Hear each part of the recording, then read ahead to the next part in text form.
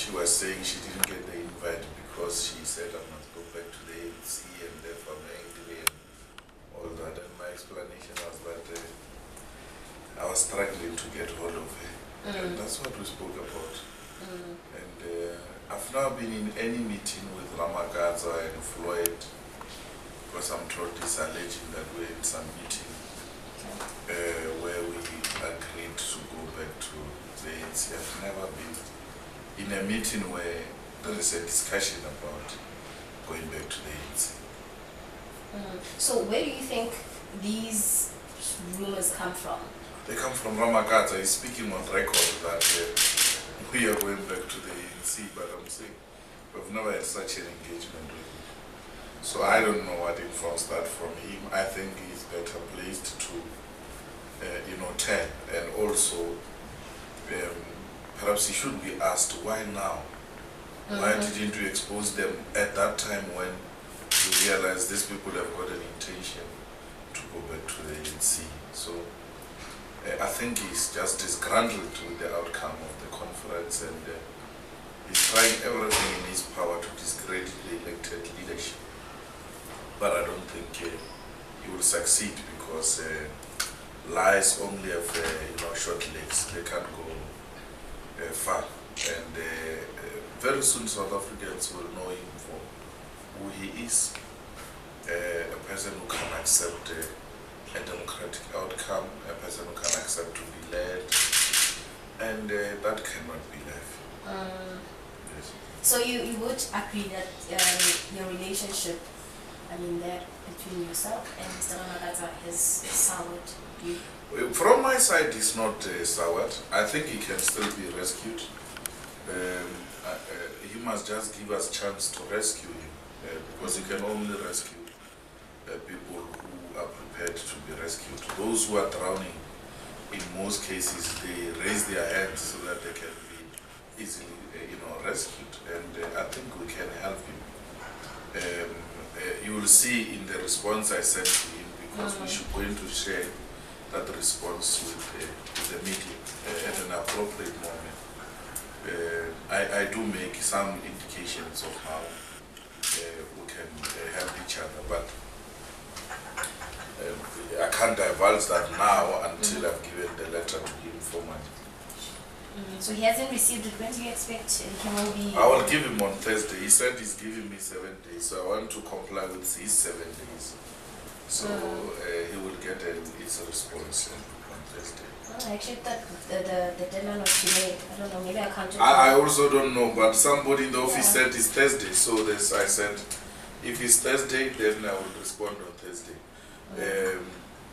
I don't know if indeed the response, the deadline is Thursday. But I was told we received the letter on Thursday last week.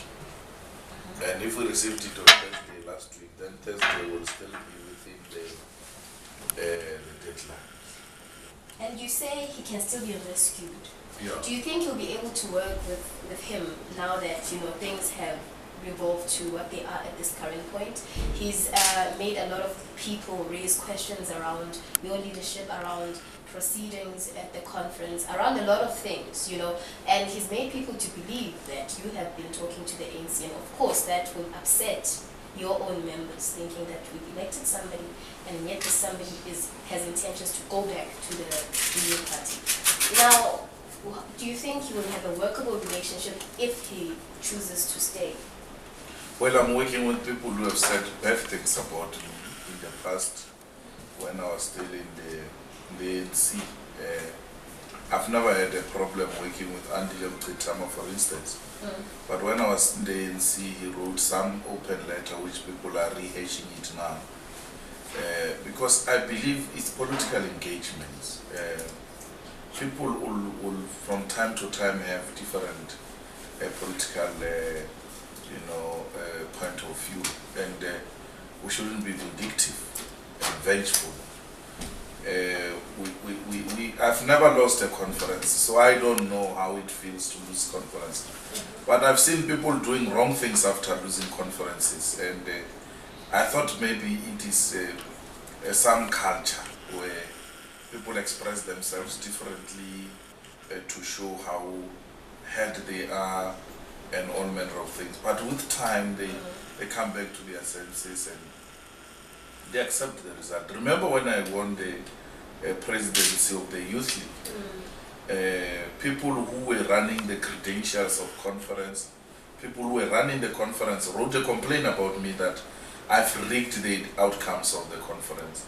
And I changed delegates, I changed credentials, but I was never part of the people who were doing that. They themselves are the ones who were running the conference. So Ramakata is not the first one. And those people who complained about me after the outcome of the Youth League conference, we actually came to work together very well and pursued the struggle for economic freedom in the ANC. So Ramakata will not be the first one to say such things. People have always dragged my name on the mud, and my responsibility has been to pick it up from the mud, clean it up, and then proceed with the struggle.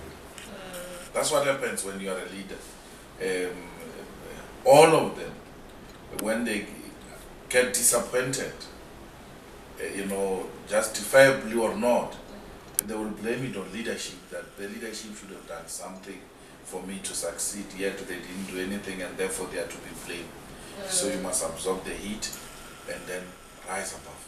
Do you still believe there's people that have been planted by the ANC to destabilize the party? They tried the National People's Assembly and they failed. It's not only the ANC, all forces opposed to a socialist program are working day in, day out to undermine the only socialist movement in South Africa, threatened by socialist radical program of the EFF.